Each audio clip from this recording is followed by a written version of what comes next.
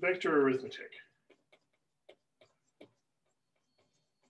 If you have some vector quantities, quantities that have direction associated with it, and what would be some examples of those? What's an example of a quantity that has to count as a vector? Velocity? Yeah, velocity, for instance. Velocity is a vector because direction is important. Direction matters there. If I'm traveling at 3 meters per second to the north, and somebody else is traveling at 3 meters per second up, we're traveling in different ways. Even though it's the same magnitude, we're both traveling at the same rate, but we're traveling in different directions. So those are different motions. We're not really traveling together if we're traveling in different directions. So velocity counts as a vector because direction matters. What's another example of a vector quantity? Force, yeah. Force counts as a vector because direction, again, matters. If I'm pushing something to the west with a force of 10 newtons, and you're pushing that same thing with a force to the south with 10 newtons, those have different effects because they're pushing in different directions. The direction of push matters. And momentum as well. Momentum largely because of how it's defined. Momentum we usually write as the letter P. How do we define momentum in the first place? What is momentum?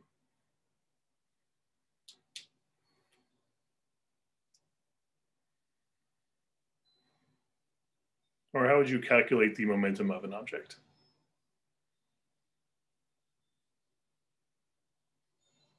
Yeah, momentum is mass times velocity. In other words, how fast the object is moving, including direction. Velocity is a vector. So how fast the object is moving, including the direction of travel, multiplied by how massive the object is. And that tells you the momentum. Is mass a vector or a scalar? Yeah, it's a scalar. Because for mass, mass doesn't really have a direction at all. It's not even so much that direction doesn't matter. It's that mass does not have a direction associated with it. When you're describing the mass of an object, you wouldn't say like 6 kilograms to the south or 10 kilograms to the northeast. It's just 10 kilograms. So mass is a scalar, velocity is a vector. And what happens if you multiply a vector times a scalar?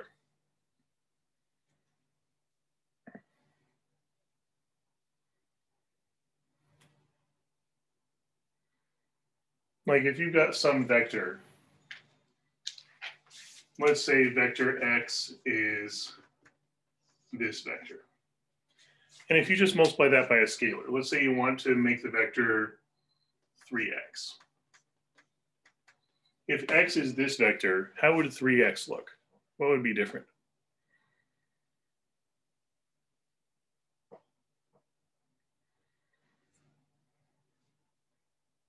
Yeah, it's going to be a larger vector, specifically 3 times as large. The magnitude gets multiplied by 3. What happens to the direction? Stays the same. Exactly, it stays the same. We get a new vector that's parallel, the exact same direction. It's just going to be 3 times as long. So 1, 2, 3, that's 3x. In general, anytime you multiply a vector by a scalar, the result is the same direction. It's just going to be, it's going to have a length, a magnitude modified by that multiplier. So for instance, let's say 2/3 times x is going to be a vector the same length, but only 2/3 as long, 2/3 as large. The one exception to that is if you're multiplying by a negative scalar. Like let's say you have -1/2 x. That's going to be a new vector that's half as long, half as much magnitude. What happens to the direction?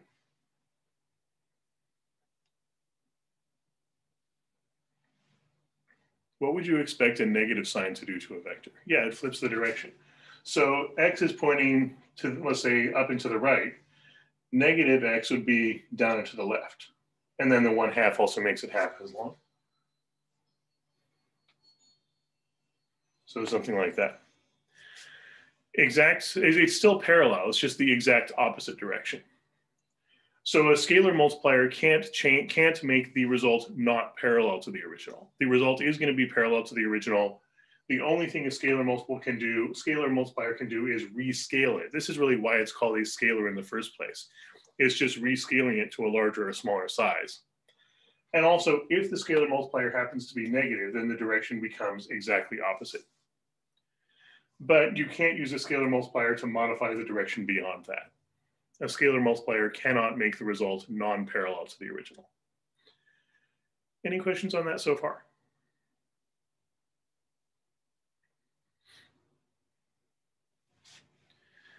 And have you seen the idea of splitting a vector into its components?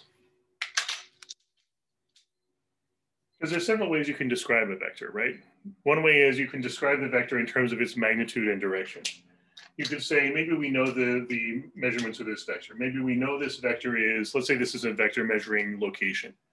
Maybe this vector is 5 meters long at an angle of, let's say, 50 degrees with the horizontal. If you multiply that vector by 3, the direction doesn't change. It's still at an angle of 50 degrees with the horizontal. But what would its new magnitude be?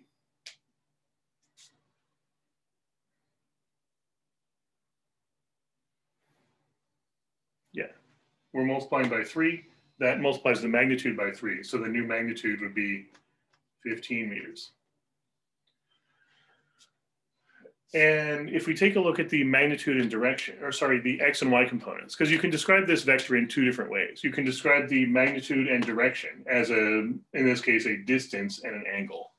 Magnitude doesn't have to be distance. It's just going to be whatever units of measurement the vector is describing. So for instance, if it's a displacement vector, the magnitude is going to be a distance in meters. If it's a velocity vector, the magnitude is going to be measured in meters per second. If it's a momentum vector, the magnitude would be measured in kilogram meters per second. A force vector, the magnitude would be measured in newtons. It's just whatever numerical quantity the vector is describing. Multiply by 3, you're multiplying the magnitude by 3, but keeping the direction the same. But you can also describe a vector, instead of magnitude and direction, you can list it out as an x component and a y component. To draw out a right triangle describing, I mean, yeah, it's going 5 meters to the northeast-ish, but you could also describe this as how far to the east and how far to the north would be equivalent to that. So that you could list the vector as how far to the east, comma, how far to the north, as usually a ordered pair. And when you multiply the vector by 3, what happens to the eastward component? And what happens to the northward component? What happens to those lengths, the side lengths? Yeah, those are also both going to triple. If you're multiplying a vector by 3, you also are just multiplying each component by 3. So this component is 3 times this component. This vertical component is 3 times the original vertical component. And this even works if you're talking about multiplying by a negative scalar.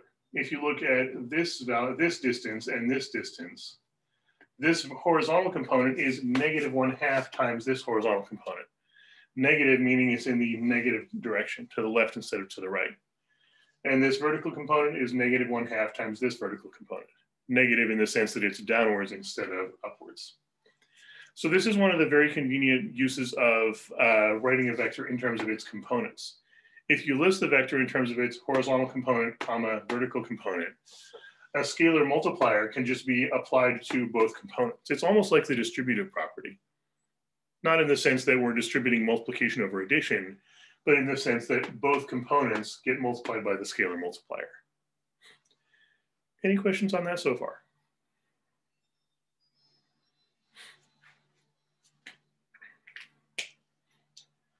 And how would you actually find those components? If we have, and let me actually change the name of this vector. Let's call this vector R for radius. We often use R to represent position vectors because it's really describing a radial distance outwards from some reference point. If you're just drawing a location on the XY plane, let's say we care about this location. This is some location of interest on the universe we're discussing. One way you could describe this location is as a displacement vector, a position vector, showing essentially how to get there from the origin. This displacement vector tells you where this location is relative to some reference point. So position counts as a vector because to describe a position, you need a reference point. Like if you want to describe to somebody where something is, you can't just say this location is location 5 meters. You need to specify 5 meters from where, and also you need to specify which direction, how to get there from some reference point. In this case, we're calling the origin the reference point. So the displacement has a magnitude, how far from the origin, and a direction, what angle that vector makes with the x-axis. And we usually call that the radial vector. Radial in the sense that it's outwards from some central location. Any questions on that so far?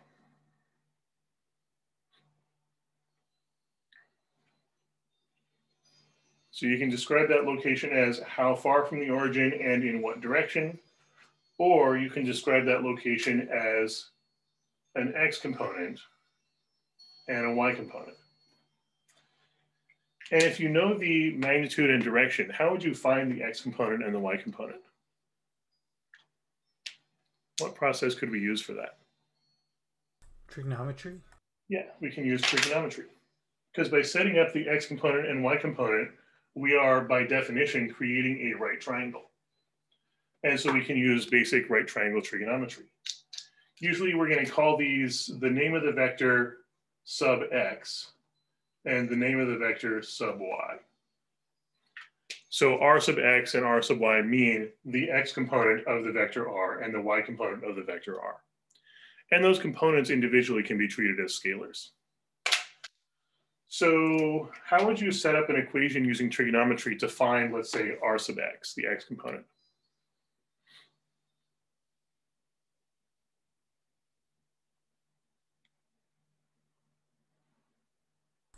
You could do like cosine 50 is r sub x over 5. Yeah, cosine would tell you the adjacent side over hypotenuse. Adjacent over hypotenuse, which would be the x component over 5 meters. And then to solve for r sub x, we can just multiply both sides by 5 meters.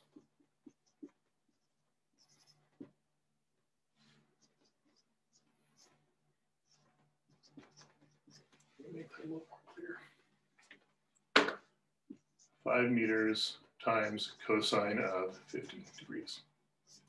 So the x component is 5 meters times cosine of 50 degrees. Punch that into a calculator or look it up on a trig table and multiply with an abacus. And I'm getting about 3.21.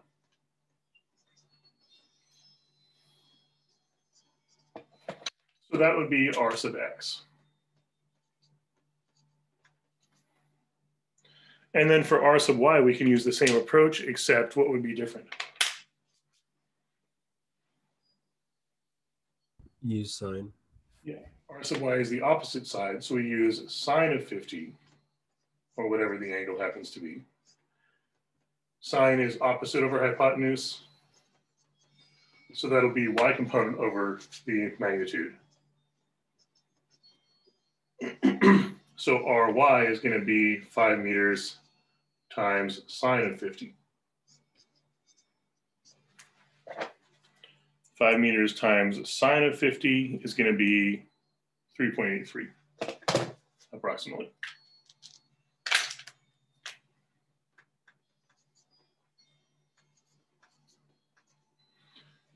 So we now have the x and y components of this vector.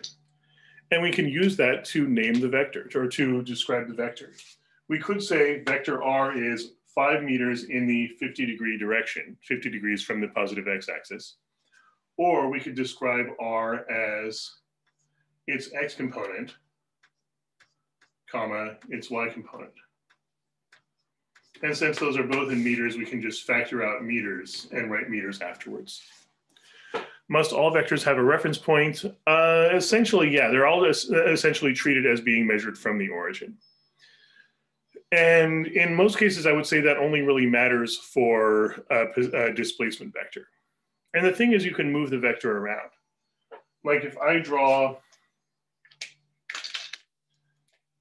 this vector, and I also draw this vector, and this vector, and this vector, these vectors are all the same. Well, they're not quite the same. Let me fix that.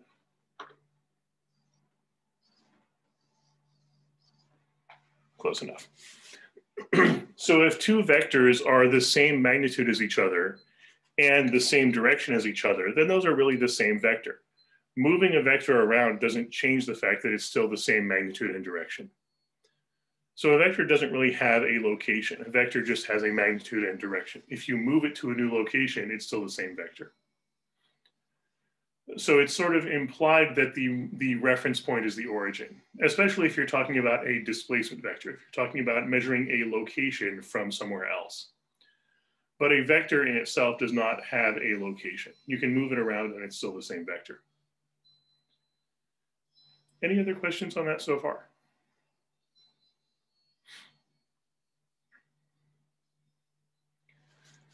So if you have the magnitude and direction of a vector, you can use sine and cosine to find the x and y components.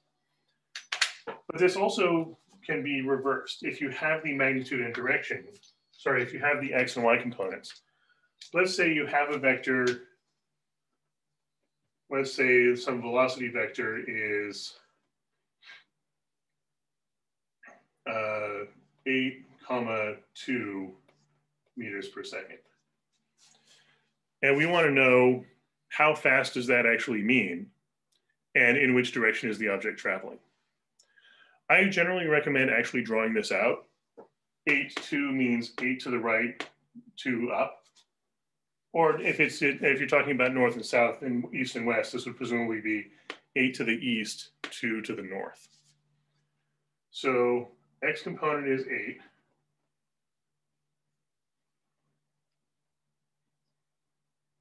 Y component is 2.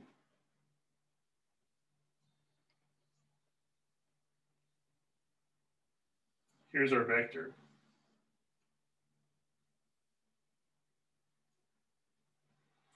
And we want to know how fast is that actually moving? What's its magnitude? And what direction? So first of all, in terms of how fast it's actually moving, if we want to know the magnitude, usually written as double absolute value bars, or you might see this as just single absolute value bars, or sometimes this is even just written as the letter without the vector sign. So these are all just different notations for the same thing. The magnitude of the vector is written as sometimes double absolute value bars, sometimes single absolute value bars, sometimes just the variable without the vector sign over it. But those all just mean the amount without caring about the direction. So how would we find that amount? If we know the x component is 8 and the y component is 2, how do we find that hypotenuse?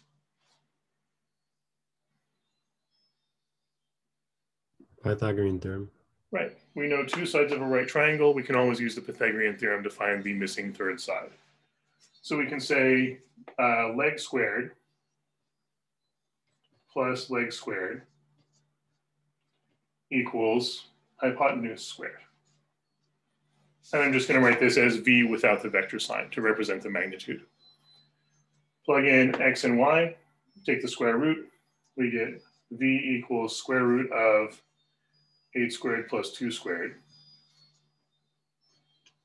8 squared plus 2 squared would be 68. So square root of 68 is about 8.24.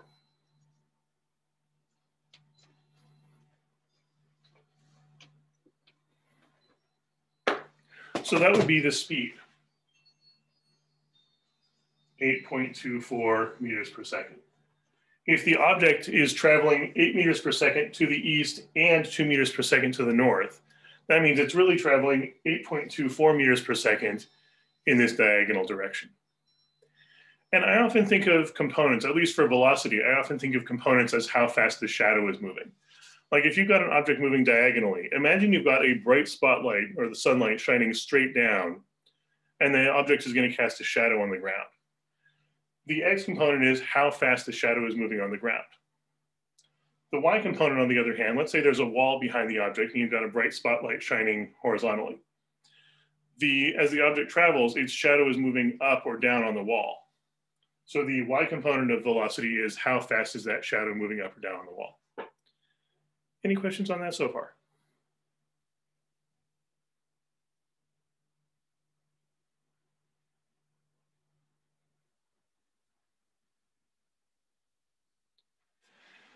So we know how fast it's traveling. What else do we probably want to know here? An angle. Yeah, we want to know an angle. Because a velocity or any vector has a magnitude and direction. We just found the magnitude using Pythagorean theorem. We also want to know the direction, which we list as an angle. Let's say theta is usually the variable we would use for that.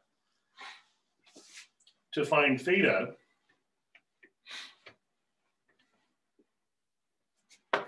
and again, we know for sure the y component and the x component. I wouldn't usually use the magnitude in the next calculation because we rounded off the magnitude. We don't have the magnitude precisely, we rounded it off a bit. And also, if we made a mistake in calculating the magnitude, we don't want to propagate that mistake forward. How could you find theta using just the y component and the x component? Tan. Yeah, the tangent of the angle. Tangent is opposite side over adjacent side if we're talking about right triangle trigonometry.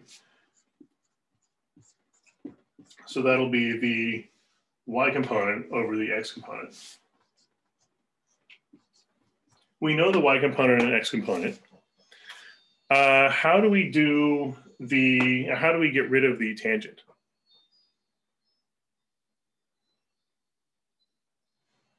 You can do just inverse tan, right? Exactly, arctangent or inverse tangent. We're essentially taking, if we actually write this out in formal algebraic notation, we are applying a function to both sides. The function we're applying to both sides is inverse tangent or arctangent. On the left side, tangent and inverse tangent cancel out. So we get theta equals the inverse tangent of this ratio, y component over x component. Because tangent takes an angle as input and gives you a ratio of sides as output. Inverse tangent takes a ratio of sides as input and gives you the angle as output. So theta is going to be inverse tangent, in this case, inverse tangent of 2/8. They're both in meters per second, so the units cancel out. Inverse tangent 2/8 is about 14 degrees.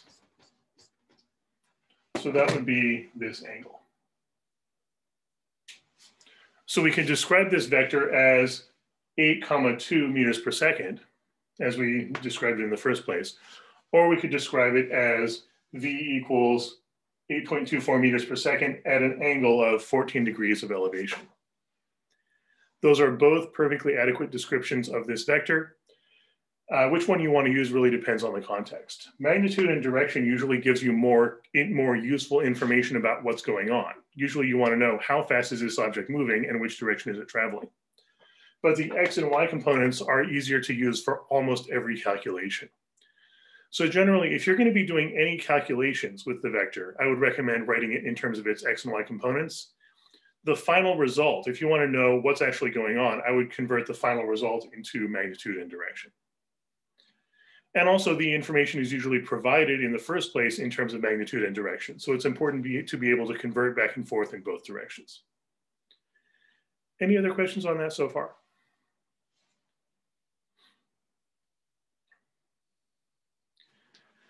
And an example where the x or y components are not parallel to the axes. What do you mean by that? Yeah, sorry, I realized I didn't quite know how to ask it, but basically one of the questions on the FNT was like, we had to combine two vectors. It was more of like a word problem, but we had to combine two vectors, but it wasn't. So in that sense, there's like an x and y component because they gave us one vector and another vector, and we had to find the vector in between. I don't know. I'm not explaining it right. Is this like adding vectors together? Yeah, but like if it was, they gave us like two components like this, and they said the object was moving and it had two forces acting on it, and then what's the okay time force that's acting on it, which is similar to this in the sense that we have like an x component and a y component, but in the example what was different is that it wasn't, that vector was actually finding the total force acting on the object. Yeah. In that context, I wouldn't call those components of the vectors. They are separate vectors that we're adding together. And each one of those vectors could individually be split into components, which actually makes the resulting calculation much easier. Let me try an example here.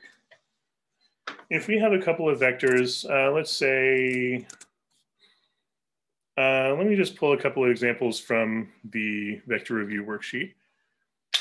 Let's say we have vectors from problem 1 and problem 6 that we want to add together. And those are, let's say F1 is 5 newtons at an angle of 37 degrees.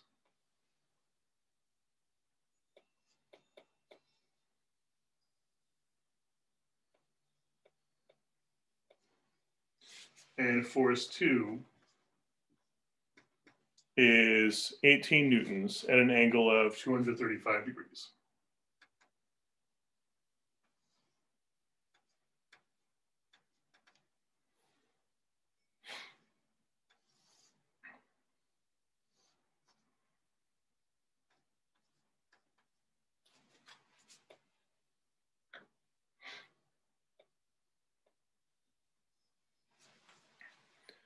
And the 235 degrees here is in the sense of from the positive x-axis counterclockwise.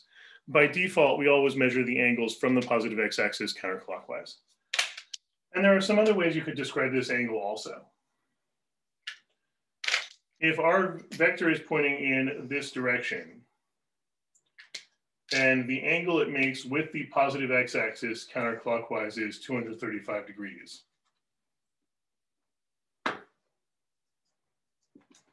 Mathematically, that angle can be very useful, but it's sometimes more useful to describe this instead in terms of this angle.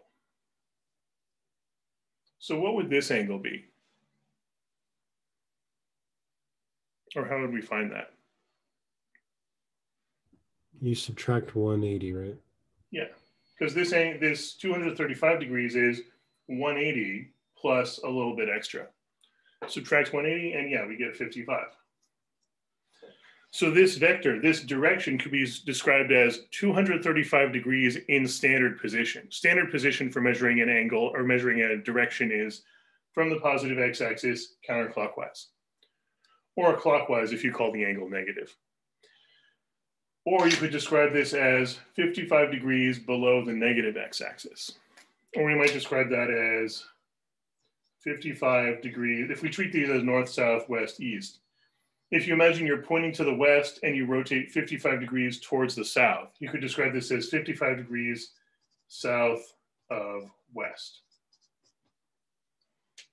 Assuming we're calling these directions north, south, east, west. So 55 degrees south of west means point to the west and then rotate 55 degrees towards the south from there. So this would be another way of describing this direction. And you could describe it either way, 235 degrees in standard position or 55 degrees south of west. Or you could even look at this angle instead. What would this angle be?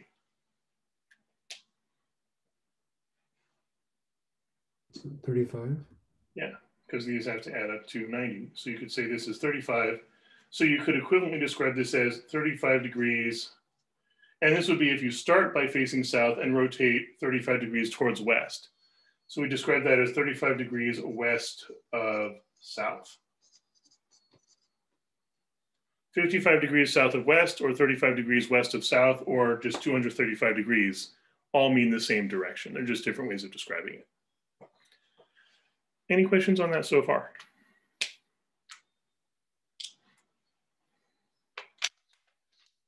So let's say we wanted to add these vectors together. Let's say we want to find F1 plus F2. which is something we often need to do if there are several forces acting on the object. Let's say you've got two people pushing on the same box, and we want to know what's that box going to do. What we can do is we can add together all the forces acting on the box, and that sum tells you what those forces act like. All those forces together act like one single big force equal to all those forces added together. But because force is a vector and direction matters, we can't just add 5 plus 18 to get the total force. The only time you can do that is if the vectors are pointing in the same direction as each other.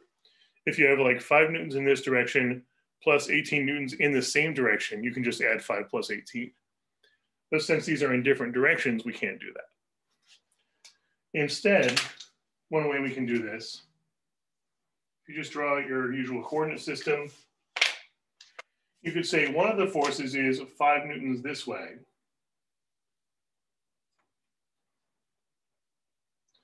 And then graphically, how would you add F2 to that?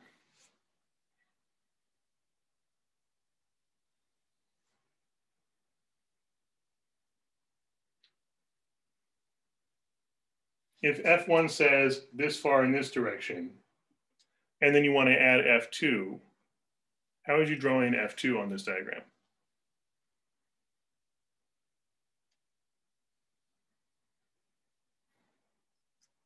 It would just be down, like in the, is that the third quadrant or whatever? Yeah. But the thing is, I wouldn't recommend drawing it like this. I would recommend putting it, head to tail addition. The idea is you can think of these, even though these don't represent distances, you could think of them as directions for walking some distance or traveling some distance. Like if you imagine these are meters instead of newtons, if they represent distances. If this means travel 5 meters in this direction, and then F2 means travel 18 meters in this direction from where you left off. So first you follow vector F1, and then from your new starting point, you now follow vector F2. And you end up at some final location. The actual sum, F1 plus F2, is the straight line vector from the starting point to the ending point. So this vector, the idea is this vector has the same overall effect as both of these other vectors together. So this vector would be F1 plus F2. Or we might describe that as F net, the net or total force. So this is a great way to visually conceptualize the idea of adding vectors together, what the process or what the total vector actually looks like. The only problem is it can be difficult to get any precision there. Like I can't really tell if this might end up straight down or maybe down a little bit to the right or down a little bit to the left. I'm pretty sure it's going to be down, but I don't know if it's straight down or a little bit one way or the other. So for that, either you want to use very precise drawings with graph paper and rulers and measurements, or just use the components. If we split these into components, it makes it much easier and much more precise to add them together and figure out the exact results. By the way, an alternate process for drawing out two vectors added together is what's called the parallelogram method. This only works if you're adding specifically two vectors, but it's very useful. It's a very useful approach if you have two vectors that are drawn out already, if they're already drawn out at the same location. Like let's say F1 and F2 are both drawn at the same location. Which is often the case if we're dealing with forces. All the forces acting on an object are usually drawn as if they're at the same location on a force diagram. If you wanted to put these head to tail, you would have to take F2 and shift it up to here. I'm going to make this parallel. So you could imagine taking F2 and shifting it up to here, F1 plus F2. Or you could write out F2 plus F1. Imagine taking F1 and shifting it down to here.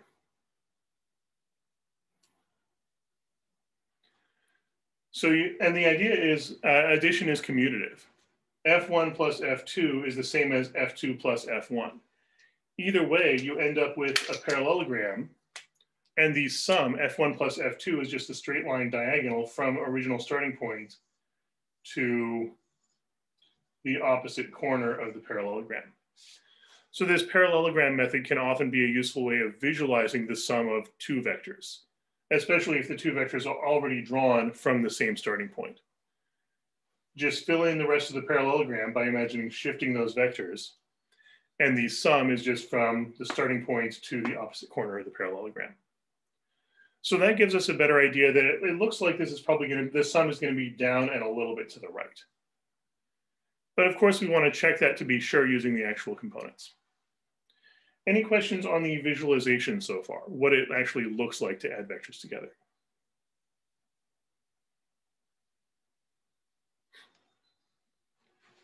All right, then let's try running the numbers and see what actually happens.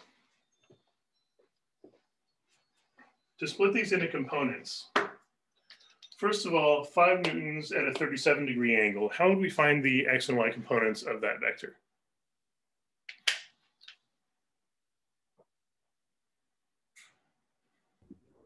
It's cosine and sine, right? Yeah, we can use cosine and sine. And a useful shortcut, as long as you're always using the angle measured from standard position.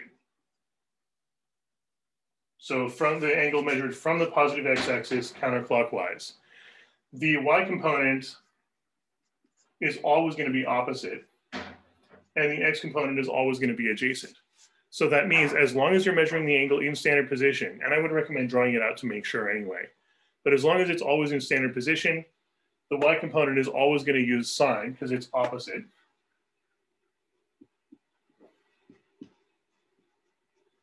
And the x component is always going to use cosine because it's adjacent to the angle. F1 is 5, so we just have 5 times sine 37, which is about 3.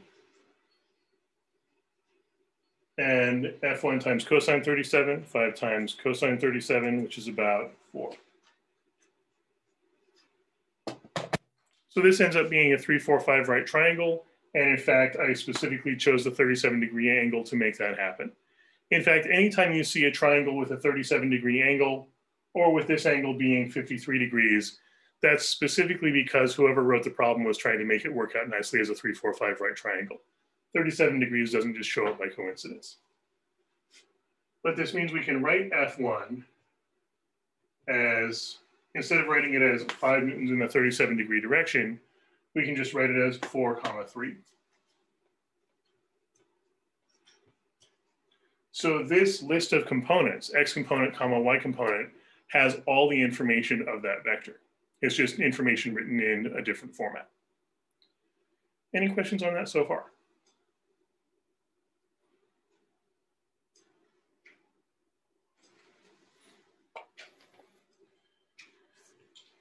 And how could we do the same thing with F2? How do we find F2's x and y components?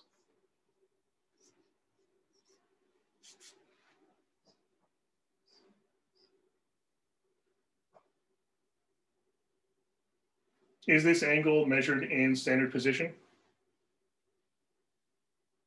From the x-axis counterclockwise? It is, right? Yeah, this does count as standard position because it's measured from the positive x-axis counterclockwise. So if we use 235 degrees, that is standard position for the angle, which means even though this angle, this larger than 90-degree angle, this obtuse angle, does not really form a nice, neat right triangle, we can still use the standard cosine and sine definitions. In fact, this really goes back to the unit circle definitions of sine and cosine. If you have a circle of radius 1,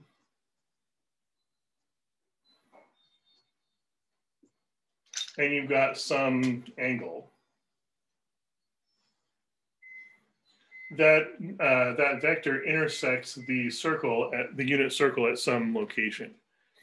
The way sine and cosine are actually defined on the unit circle is that the x component of this point represents cosine of the angle. this point has components cosine of the angle as the x component and sine of the angle as the y component. So as long as you're measuring the angle from the positive x-axis counterclockwise, the unit circle definitions of sine and cosine guarantee that the x component will always use cosine and the y component will always use sine. Of course, that's assuming the magnitude is 1. If the magnitude is 18, we just multiply both of those by 18. So again, as long as everything's measured from standard position, from the positive x-axis counterclockwise, you can always use magnitude times cosine for the x component and magnitude times sine for the y component. So F2x should be 18 newtons times cosine of 235 degrees. And F2y should be 18 newtons times sine of 235 degrees.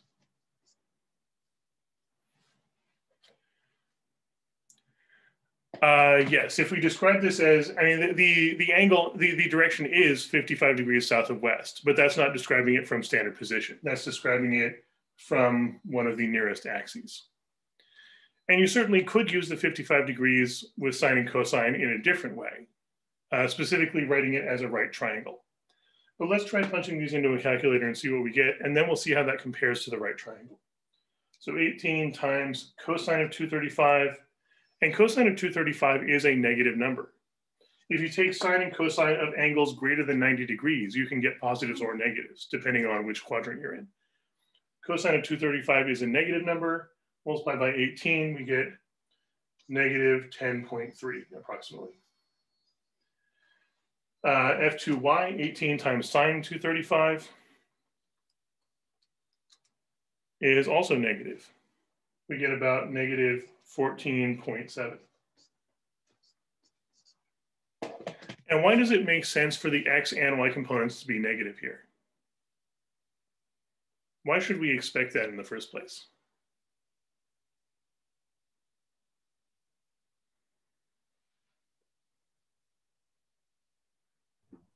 Because it's in that third quadrant, I guess, so it's going down. Yeah, this vector's in the third quadrant. It's to the west and to the south. To the west is the negative x direction, to the south is the negative y direction. So based on the direction, we should expect both x and y components to be negative here. And we can fill those in, negative 10.3, negative 14.7. And note that by measuring the angle from standard position, the negatives and positives that are needed are already built in here. Alternatively, you could also describe this in terms of that 55 degrees we were seeing earlier. That if you look at it from measured from the axes, we've got 18 newtons. We're splitting it into an x component and a y component. If you think of this as a right triangle, which it is, then the angle we're looking at would be, let's say, this angle, which was 55 degrees from deducting the 180 from the 235. So you could draw out this triangle and use standard right triangle trigonometry. In this case, the x component is adjacent to this, so you use cosine. And the y component is opposite, so you'd use sine. So you could say F2x is 18 times cosine 55. And 18 times cosine 55 is 10.3. But then you've got to look at this and manually decide whether it should be positive or negative. This is to the west. Would you treat that as the positive or negative x direction? Negative. Yeah, that's the negative x direction, which really means we need to manually put in a negative in the formula itself. So if you're measuring the acute angle in that right triangle, then you have to manually decide for yourself by looking at the diagram, should I treat this as positive or negative? If you're using the angle as measured from standard position, any positives or negatives show up automatically. And you can do either one of those methods. They'll both work. You just got to be careful about if you're using the right triangle method, you need to decide for yourself, is it positive or negative? If you're using the standard position angle method, any positives or negatives will automatically show up. Any other questions on how we get those XY components in the first place? So does the sign determine like the direction or like the quadrant that it's in? The sign is in positive or negative? Yeah. Yeah, exactly. Okay. Because a positive X component means to the right or to the east. Negative X component means to the left or to the west. So the X component being negative means that the vector is somewhat to the west or left.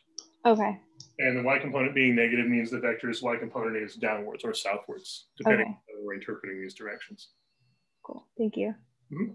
So yeah, these both being negative means the vector is to the negative X direction and negative Y direction. So that's third quadrant. And I would always recommend actually drawing out these vectors, at least just a rough sketch, to give you an idea of roughly which direction it's in, at least which quadrant. And now that we've got the components, these components make it very easy to do any further calculations. In particular, we want to add these together. We've got this vector F1 plus this vector F2.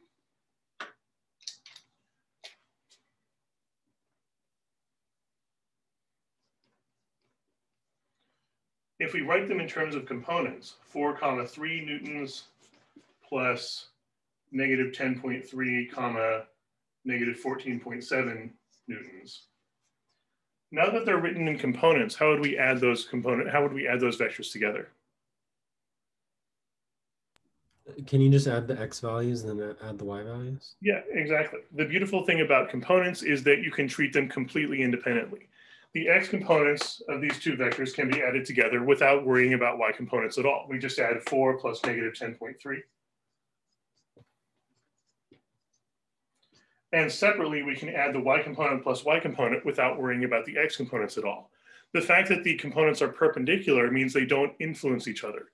X components are completely independent of Y components. This is really the reason why we set up perpendicular axes in the first place, so that we can deal with each one independently. 3 plus negative 14.7. Add those up, we get negative 6.3, comma, negative 11.7. So that means the result is 6.3 in the X direction, and a negative X direction, and 11.7 in the negative Y direction. So it looks like my original sketch was actually not very well to scale. I expected it to be almost straight down, but it's actually pretty far to the west or pretty far to the left. And now that we've got those components, now that we know that the actual result is 6.3 to the west, 11.7 down. So this is the actual net force.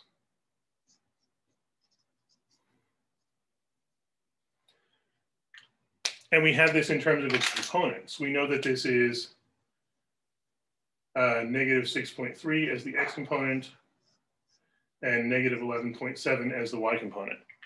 But typically what we actually want as the result is what's the magnitude and direction.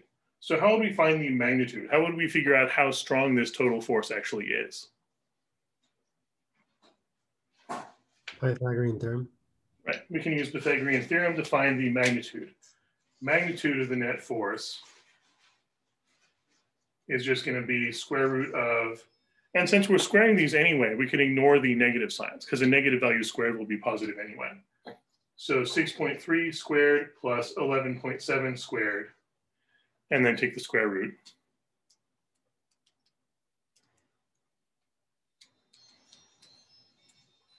And we're getting about 13.3.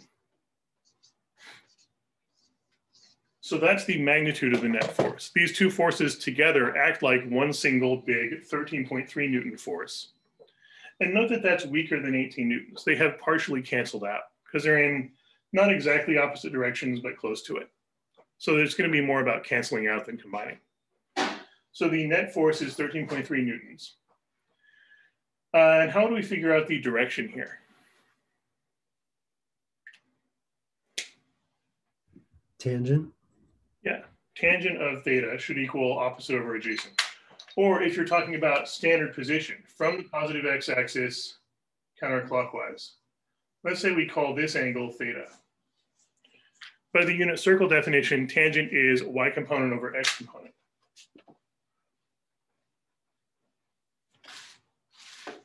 So we could say tangent of theta equals the y component over the x component. Or if we take the inverse tangent, theta equals inverse tangent of y component over x component. And we could plug those in. So y component over x component would be negative 11.7 over negative 6.3. Negatives cancel out, so we just get inverse tangent of 11.7 over 6.3. So I'm getting theta is approximately 62 degrees. There's only one problem though. Which direction is 62 degrees from standard position? It's in the first quadrant. Yeah, that's up and to the right. So the angle we just got, 62 degrees, looks like this. That's clearly not the direction we want. And the problem here is that inverse tangent can't really tell the difference between the right side of the graph versus the left side of the graph. Because if you just type in negative 11.7 over negative 6.3, what's going to happen with those negatives? Cancel out. Right, those cancel out. The calculator can't tell the difference between negative 6.3, negative 11.7 versus positive 6.3, positive 11.7. So by default, the calculator just gives you a result from the first or fourth quadrant, somewhere between negative 90 and positive 90. So what do we have to do to convert the 62 degrees into the direction we actually want? Yeah, if we add 180, it should work. Because the direction we got, 62 degrees, looks like it's exactly opposite from the direction we want. So we need not just 62 degrees, but 62 degrees plus an extra half revolution. So we manually choose to add 180 degrees. And there's really no way to automate this. You've got to check manually, and this is why I always recommend drawing it out. At least do a quick sketch of which direction you expect the result to be in. When you calculate inverse tangent, ask yourself, does that look like about the right direction, or does it look like exactly the opposite direction? If it looks about right, you can keep it. If it looks like exactly the opposite, add 180. So theta is actually going to be 62 plus 180 is 242. So that's our standard position angle. This angle from the positive x-axis counterclockwise all the way to that is 242 degrees. Alternatively, you can ignore the negatives and just treat this as right triangle trigonometry. Inverse tangent of opposite over adjacent would tell you this little angle here. And then you could describe it as 62 degrees south of west. But either way, that gets you the magnitude and direction of the finished result. Any other questions on that?